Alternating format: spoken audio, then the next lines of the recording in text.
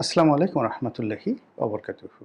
সম্মানিত দর্শক, বাংলাদেশের পত্রপত্রিকার একটা অংশ যারা ভারত বিদ্বেষী, তারা প্রায়ই যে খবরটি চাউর করার চেষ্টা করে সেটা হলো বাংলাদেশের সঙ্গে ভারতের একটা বন্দি বিনিময় চুক্তি রয়েছে।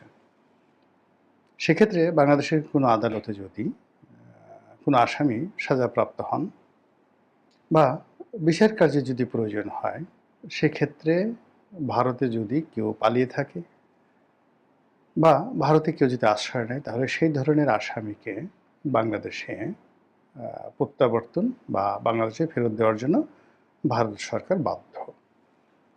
তো সেই দিক থেকে যেহেতু শেখ হাসিনার বিচার চলছে এবং সর্বোচ্চ হাইকোর্টের একটি বেঞ্চ এখানে তৈরি করা হয়েছে, সর্বোচ্চ আদালতের একটি বেঞ্চ, এবং সেখানে বিচার হচ্ছে, কাজে এই বিচারের রায় হয়ে যাওয়ার পরে বা বিচার চলাকালীন সময়ে সরকার শেখ হাসিনাকে বাংলাদেশে ফেরত পাঠানোর জন্য একটা ভার্বাল নোটিশ পাঠিয়েছে। এটা ছিল পুরনো খবর। তো এগুলো নিয়ে প্রায়ই কথাবার্তা হচ্ছে, কখনো পক্ষে কখনো বিপক্ষে। যারা আওয়ামী লীগের লোকজন তারা বলার চেষ্টা করছেন যে দুনিয়া উল্টে গেলেও ভারত কখনো শেখ হাসিনাকে দেবে না, বরং শেখ হাসিনাকে বাংলাদেশে তারা পাঠাবে প্রধানমন্ত্রীর রূপে। এবং আমরা যে কথাগুলো শুনে আসছিলাম বিভিন্ন জনের মুখে, এই ধরনের কথাবার্তা, ভয়ঙ্কর কথাবার্তা, যে ভারত বাংলাদেশের সীমান্ত দিয়ে শেখ হাসিনাকে পুশিন করবে এবং তার সঙ্গে সঙ্গে ইনসার্জেন্সি চালাবে, এরকম নানা রকম ভীতিকর অবস্থা।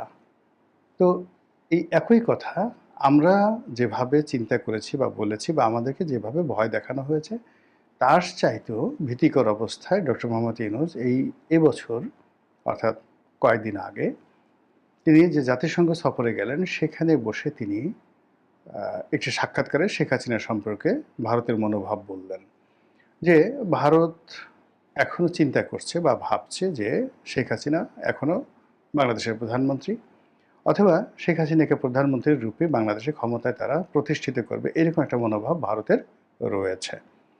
তো যেখানে ডক্টর মোহাম্মদ ইউনূসের নিজের মুখের বক্তব্য এরকম হয়, সেক্ষেত্রে আওয়ামী লীগের লোকজন আরও কয়েক দফা এগিয়ে তো নানা কথা বলতে পারে। প্রথম দিকে যেমন তিনি পদত্যাগ করেছেন, এটা সবাই বিশ্বাস করেছিল। তারপর বর্তমান সরকার ক্ষমতা গ্রহণ করেছে, সংবিধানের ১০৬ অনুচ্ছেদ অনুযায়ী মহামান্য সুপ্রিম কোর্টের যে রেফারেন্স, সেই রেফারেন্স অনুযায়ী এই সরকার শপথ নিয়েছে, যার আইনগত ভিত্তি রয়েছে। এখন সরকারের যারা অংশীজন, এমনকি জামাতের যারা আইনজীবী, তারাও যে জিনিসটা বলছেন যে সংবিধানের ১০৬ অনুচ্ছেদ অনুযায়ী এমন কিছু করা যাবে না যেটা সংবিধানের মূল যে স্পিরিট বা বেসিক এবং ফান্ডামেন্টাল যে লগুলো রয়েছে, যেটা ভায়োলেট করে। তো সেখানে একজন প্রধানমন্ত্রীর বাংলাদেশ থেকে চলে যাওয়া, পালিয়ে যাওয়া, আবার একজন প্রধানমন্ত্রীর পদে নিয়োগ দেওয়া, এটা রাষ্ট্রপতির ইচ্ছাধীন বা রাষ্ট্রপতির যে ডিজায়ার অনুযায়ী সুপ্রিম কোর্টের মতামত চাওয়া এবং সেই মতামত অনুযায়ী রাষ্ট্রপতির সিদ্ধান্ত নেওয়ার এই ক্ষমতা, এটি সংবিধান অনুমোদন করে না। এটা জামাতের লোকজন থেকে শুরু করে বিএনপি লোকজনও বলার চেষ্টা করছে, কিন্তু প্রথম দিকে কিন্তু সবাই ১০৬ অনুচ্ছেদ নিয়ে কিন্তু তারা লাফালাফি করেছিল। গেল এটা। দ্বিতীয়ত হলো যে যখন বলা হলো যে ভালো কথা, ১০৬ অনুচ্ছেদে যে রায় দেওয়া হয়েছে, সে রায়ের কপি কোথায়, রেফারেন্স কি? পরবর্তীতে যখন আমরা জানতে পারলাম যে বাংলাদেশে যে ক্রাইসিস মোমেন্ট, যে সময়টাতে ১০৬ অনুচ্ছেদের রায়ের তারিখ বলা হচ্ছে, ঠিক সেই সময়টিতে সুপ্রিম কোর্টের যিনি প্রধান বিচারপতি, যার নেতৃত্বে এটা হয়ে থাকে, তো তিনি তো ক্যান্টনমেন্টে ছিলেন, আশ্রিত ছিলেন, এবং তার সঙ্গে আরও একজন বিচারপতি এনায়েতুর রহিম, তিনিও ক্যান্টনমেন্টে ছিলেন। তো ক্যান্টনমেন্টে থেকে তারা কিভাবে সুপ্রিম কোর্ট বসালেন, কিভাবে সমস্ত অ্যাপিলেট ডিভিশনের যারা বিচারপতি আছেন তাদেরকে ডেকে বা তাদের সঙ্গে বসে এরকম একটা সিদ্ধান্ত নিলেন, সেখানে সাবমিশন করলো কারা, উকিল কারা, পক্ষে কারা, বিপক্ষে কারা, রাষ্ট্রপক্ষে কারা, অ্যাটর্নি জেনারেল কি বললেন, সেই রায়ের কপি কোথায়, রেফারেন্স কোথায়, এই সব নিয়ে যত বেশি ঘাটাঘাটি করা হচ্ছে, তত বেশি দুর্গন্ধ, অশান্তি ভয় এবং আতঙ্ক ছড়িয়ে পড়ছে। আর এর সাথে পাল্লা দিয়ে বিভিন্ন উপদেষ্টাদের সেফ এক্সিট, পালিয়ে যাওয়া, আখের গোছানো, ভবিষ্যৎ কী হবে, কোথায় যাবেন, কী হবেন, এ সকল হাহাকার ক্রমশ বেড়ে যাচ্ছে। এই গেল ১০৬ অনুচ্ছেদ নিয়ে। দ্বিতীয় যে বিষয়টি সেটি হলো শেখ হাসিনা পদত্যাগ করেছেন। তো সেই পদত্যাগপত্র পাওয়ার পরেই তো এই ঘটনা ঘটেছে। ভালো কথা, আমরা সবাই বিশ্বাস করেছি, প্রশ্ন করিনি। কিন্তু রাষ্ট্রপতি যখন বললেন যে দুটো বিষয়, যে শেখ হাসিনা চলে গেলেন, আমার কাছে একবার বলেও গেলেন না, দেখা করা ধরেন তার পক্ষে সম্ভব ছিল না, কিন্তু একটা টেলিফোন তো করতে পারতেন, তিনি সেটা করেননি।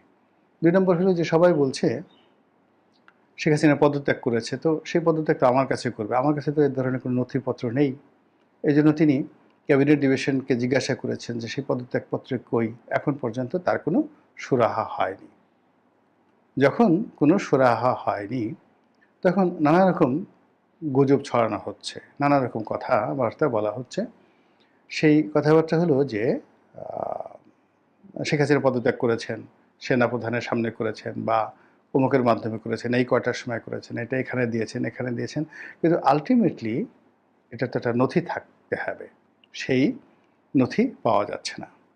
দুটো কারণ এখানে হতে পারে যে শেখ হাসিনা সত্যিই পদত্যাগ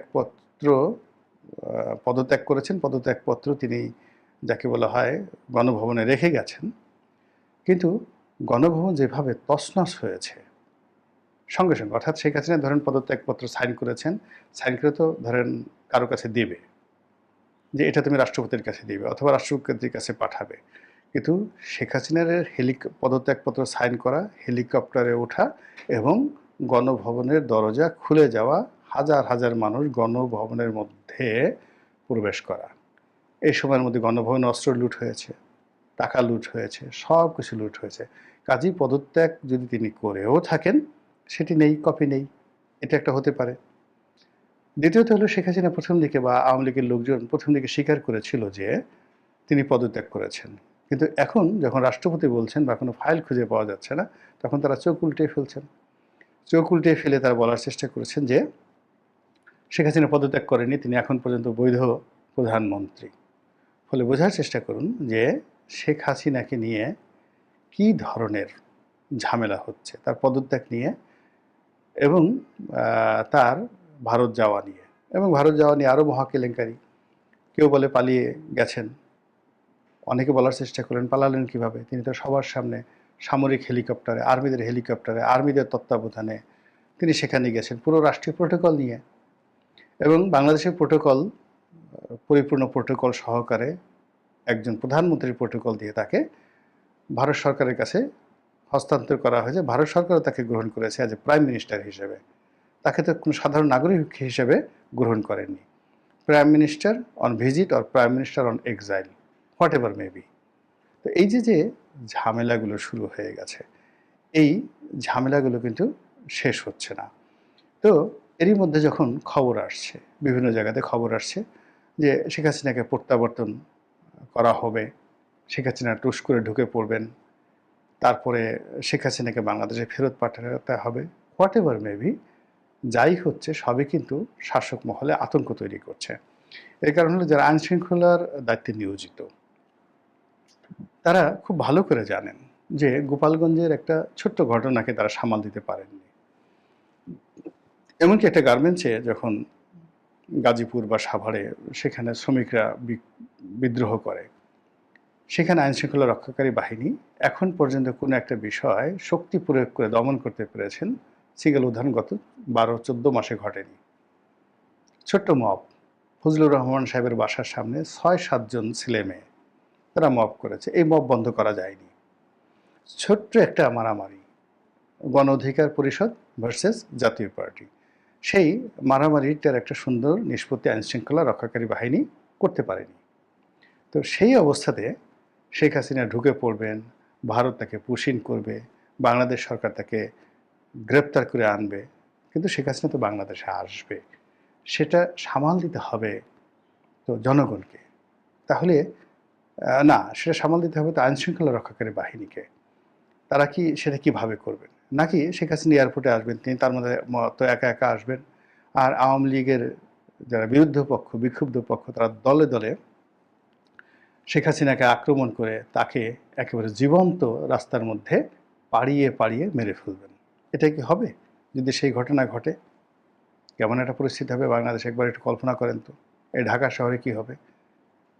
আপনি আমি কোন জায়গাতে থাকব? একবার বোঝার চেষ্টা করেন। এই জিনিসগুলো যারা আইনশৃঙ্খলার দায়িত্বে নিয়োজিত তারা বোঝেন, যারা সরকার পরিচালনা করছেন তারা বোঝেন, ভারত বোঝে এবং শেখ হাসিনা নিজেও ভালো করে বোঝেন। আর এই বোঝার কারণেই তিনি মূলত পাগলামো শুরু করেন বা করেছেন বা করবেন। আমি এখন কি করছেন বলতে পারবো না, তবে অতীতে তার যে ঘটনাগুলো আমি দেখেছি, বিশেষ করে 11-11 সময় তিনি যখন দেশের বাইরে ছিলেন, কানাডাতে ছিলেন, সেখান থেকে ইংল্যান্ডে আসলেন এবং ইংল্যান্ড থেকে তিনি ঢাকা আসবেন, তার জন্য 111-এর সরকার সব রুট বন্ধ করে দিল।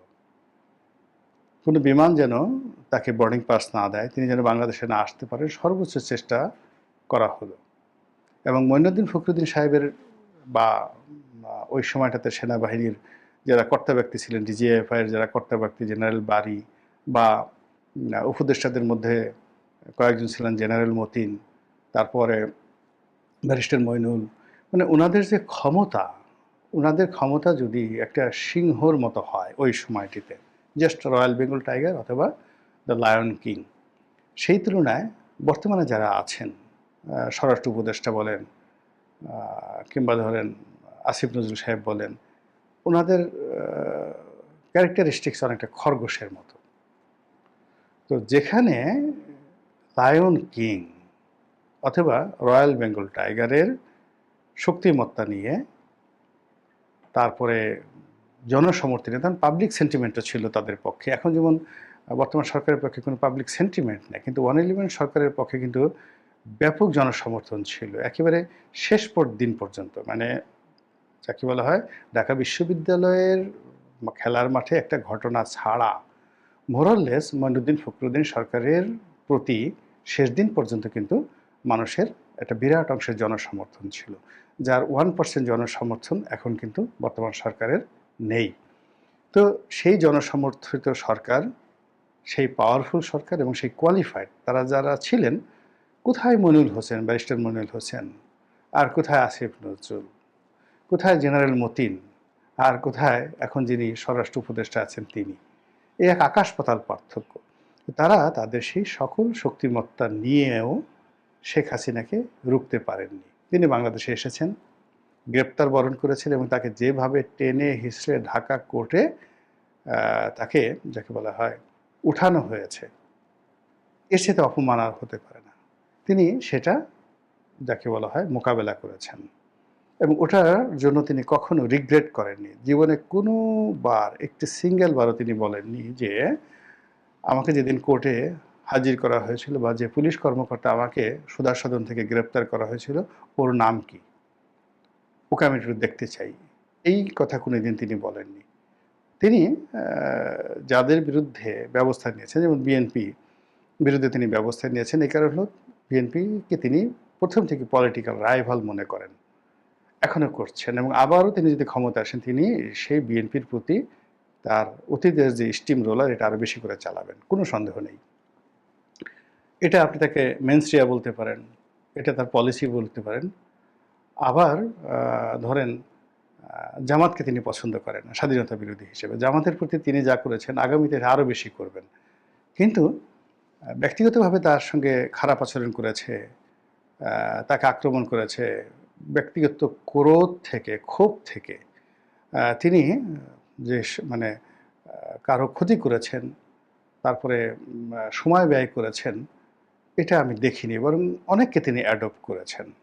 111-এর লোকদেরকে তিনি যেভাবে সেফ এক্সিট দিয়েছেন, মঈনুদ্দিন এবং ফখরুদ্দিন সাহেবকে যেভাবে সেফ এক্সিট দিয়েছেন, তারপরে 111-এর যে সমস্ত লোকজন যাকে বলা হয় সে যেমন জেনারেল মাসুদউদ্দিন থেকে শুরু করে আরও অনেককে যেভাবে তিনি পুনর্বাসিত করেছেন, এরশাদকে তিনি যেভাবে পুনর্বাসন করেছেন, এটা মার্কিন ডিপ স্টেট পলিসি, ভারতের পলিসির সঙ্গে তিনি কমপ্লাই করেছেন।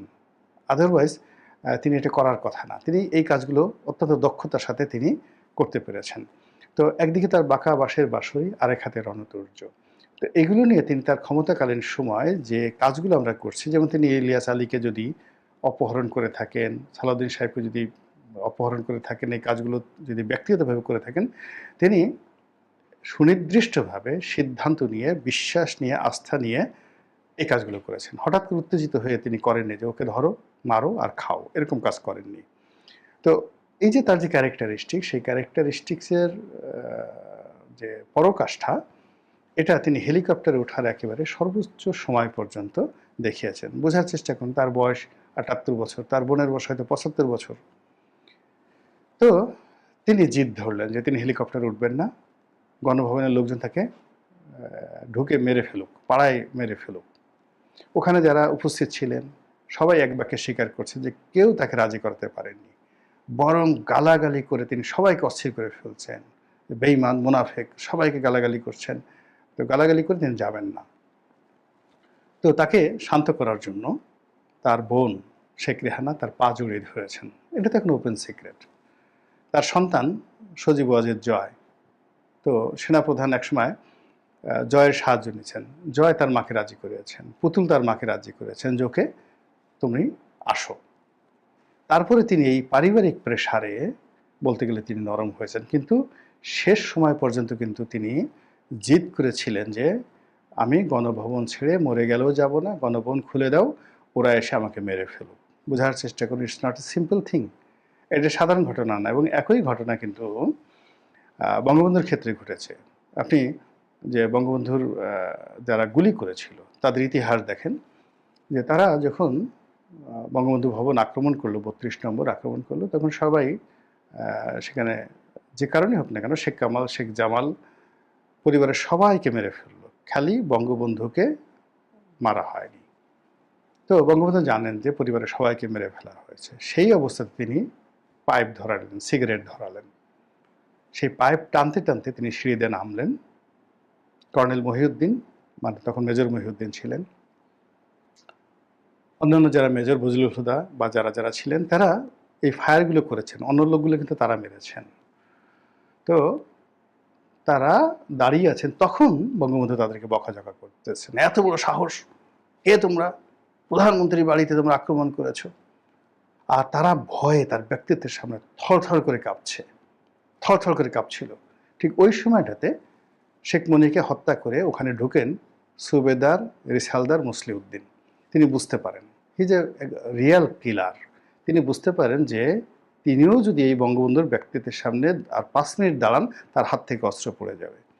তিনি দেরি না করে জাস্ট সঙ্গে সঙ্গে ফায়ার করে দিলেন, এই বঙ্গবন্ধু মারা গেল। তা বোঝার চেষ্টা করুন যে ওই অবস্থাতে বঙ্গবন্ধু শেখ মুজিবুর রহমানের সাহস কোন পর্যায়ে ছিল, যেটা সমস্ত বইতে যারা খুন করেছে তারা এই কথাটা স্বীকার করেছেন। কাজে যে সকল লোক বলে যে বঙ্গবন্ধু ভয়ের ছেড়ে পাকিস্তানের কাছে আত্মসমর্পণ করে চলে গেছেন পাকিস্তানে, ওরা আসলে নিজেদের প্রতি অবিচার করে, নিজেদের নির্বুদ্ধিতাকে তারা আরও শানিত করছে। This is the reality.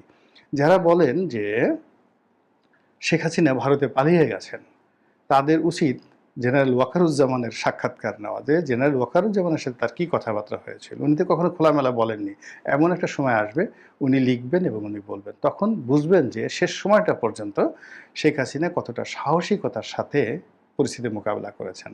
তো কাজে তিনি পালিয়ে গেছেন, তিনি শেষ হয়ে যাবেন, এখানে কান্নাকাটি করবেন, ভারত তাকে হ্যান্ডকাপ পরিয়ে বাংলাদেশে পাঠিয়ে দেবে, অথবা বাংলাদেশ থেকে একটা গ্রুপ যাবে, ভারত সরকার তাদের কাছে হস্তান্তর করবে, তারা তাকে গ্রেপ্তার করবে, গ্রেপ্তার করে পিটমুড়া করে বেঁধে প্লেনে করে হেলিকপ্টার করে বাংলাদেশে আনবেন। এয়ারপোর্ট থেকে নামবে, রাস্তার দুই পাশে লক্ষ লক্ষ মানুষ দাঁড়িয়ে থাকবে, তারা জুতো প্রদর্শন করবে, ডিম মারবে, এবং সব মানুষ শেখ হাসিনা বিরোধী যারা লোকজন রয়েছে খুশিতে আটখানা হয়ে যাবে, স্বপ্ন দেখতে পারেন।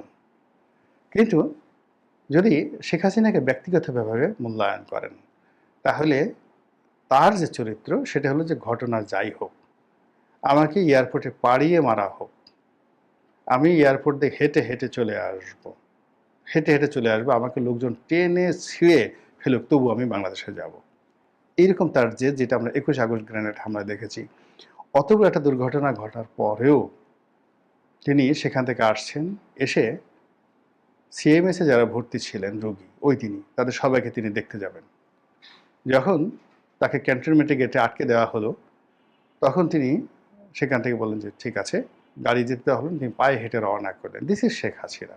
তো কাজেই তিনি যদি এই বাংলাদেশে আসার জন্য সত্যিকার পাগলামো করেন, আর সেই পাগলামোতে যদি নরেন্দ্র মোদীরা ইন্ধন দেন এবং সত্যিকার অর্থে তাকে বাংলাদেশে পুশ ইন করেন, পাঠিয়ে দেন এয়ারপোর্টে অথবা সীমান্তে, একটু চিন্তা করেন তো কী হতে পারে। মহান আল্লাহ আমাদের সবাইকে হেদায়েত দান করুন এবং হেফাজত করুন। আসসালামু আলাইকুম ওয়া রাহমাতুল্লাহি ওয়া বারাকাতুহু।